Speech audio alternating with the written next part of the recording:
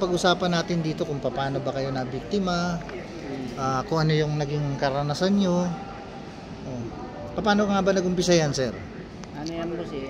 Bali, nagkaroon ng kasunduan na agreement na magpapasalo nga boss yung dating may-ari.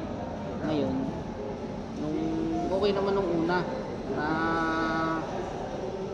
nakakabiyahe-biyahe naman siya sa Grab.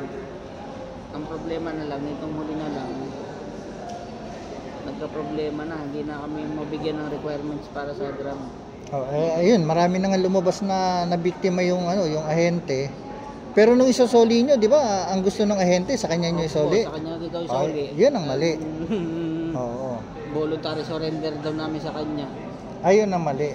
Kasi hindi naman sa kanya dapat isurrender yan. Nagkaroon kami ng ng makakausap. Ikaw nga yun. Nagkaroon kami ng magkakataon ng nagkaroon ng paano gagawin.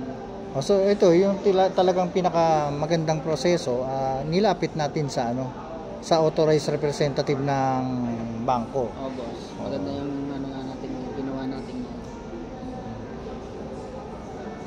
Kasi kung kukunin ng nung ahente to, ipapasalo niya lang uli ito. Ano po mangyayari diyan? Pagkakakitaan na naman nila yan. Ano naman pala ang sinasabi nung may-ari? Boss, ang sinasabi naman niya, bakit daw hindi kami rumirekta sa kanya? Ang dami ko ng message sa kanya, hindi naman siya nagre-reply. Kaya hindi na namin nahulugan niya kasi wala namang biyahe. Paano namin mahulugan? Tsaka yung driver boss, umayaw na rin eh. Kasi nga na siya sa Grab eh. Nawala na siya ng biyahe, na-deactivate na siya. Maigi sana kung isusoli nyo sa may-ari, ibalik niyo yung iba na naibayad. Kaso wala rin. Wala rin po, wala rin matatanggap eh. So, swerte siya, buyer in good faith kayo. Talagang gusto nyo isoli na lang at ilagay sa ayos. Kaya ayaw din magka-problema sa aming side. Kaya mas maigi na rin yung soli na lang namin ng maayos. Ito ang malupit. Kung doon sa ahente nyo na isoli, eto, kakukulong lang nung last week. Nakulong sa dami ng mga pasalo na kanyang boss, nabalita ko nga yan, kaya sana magtanda na siya.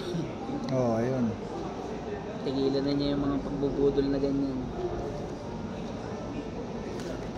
Siyempre ako hindi ko naman sasayangin yung tiwala nyo. Dadaling ko kayo kung saan safe yung ating yung procedure ng pagsusurrender. Nagpapasalamat din mo sa'yo na natulungan mo kami dito sa aming problema.